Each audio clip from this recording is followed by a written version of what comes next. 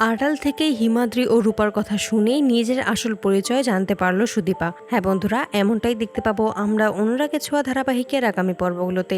রূপা তার মেয়েদেরকে খুঁজতে খুঁজতে হিমাদ্রি বাবুর খোঁজ পায়, সেখানে এসে তার দুই মেয়ের কথা জানতে চায়। তখনই হিমাদ্রি জানায় যে সে শুধুমাত্র সুদীপাকেই তার সাথে করে এনেছিল। সুদীপাই তার কাছে আছে, অন্য একজন কোথায় আছে সে জানে না। সুদীপা ছোট থাকতে শুধুমাত্র একবার তার সাথেই দেখা হয়েছিল, তারপর আমার বদলি হয়েছে এই গ্রামে। আমি জানি না এখন আপনার অন্য মেয়ে তার পরিবারকে নিয়ে কোথায় আছে। রূপা তখন জানতে চায় সুদীপা এখন কোথায় আছে, ব্যাকুল হয়ে ওঠে নিজের সন্তানকে নিজের চোখে দেখার জন্য। তখনই রূপা বলে যে সে যেন সুদীপার সাথে একটু দেখা করিয়ে দেয়।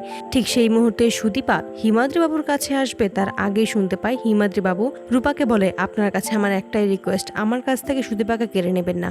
আমি জানি, আমি মানছি ও আপনারই মেয়ে, ও আপনার মেয়ে হয়েই থাকবে, কিন্তু ও আমারও মেয়ে, আমি ওকে ছাড়া বাঁচতে পারবো না। ওকে ছোট থেকে আমি মানুষ করেছি, ও ছাড়া আমার আর কেউ নেই। ও আপনার মেয়ে, এই পরিচয়টা সবসময় ওর কাছেই থাকবে। তবে আপনি দয়া করে আমার কাছ থেকে ওকে আলাদা করবেন না। আড়াল থেকে সুদীপা এই সমস্ত কথাই শুনে ফেলে আর বুঝতে পারে যে হিমাদ্রি বাবুর সন্তান সে নয়, তার পাশে যে মহিলাটা দাঁড়ানো আছে সেইটাই হচ্ছে ওর আসল মা। তো বন্ধুরা, তোমরা এটাই তো চাও যেন এভাবেই আড়াল থেকে যেন হিমাদ্রি বাবু ও রূপার কথা শুনেই নিজের আসল পরিচয় জানতে পারে সুদীপা? কমেন্টে জানাও। আর নিয়মিত আপডেট পেতে আমাদের চ্যানেলটি এক্ষুনি সাবস্ক্রাইব করে পাশে থাকো। ধন্যবাদ।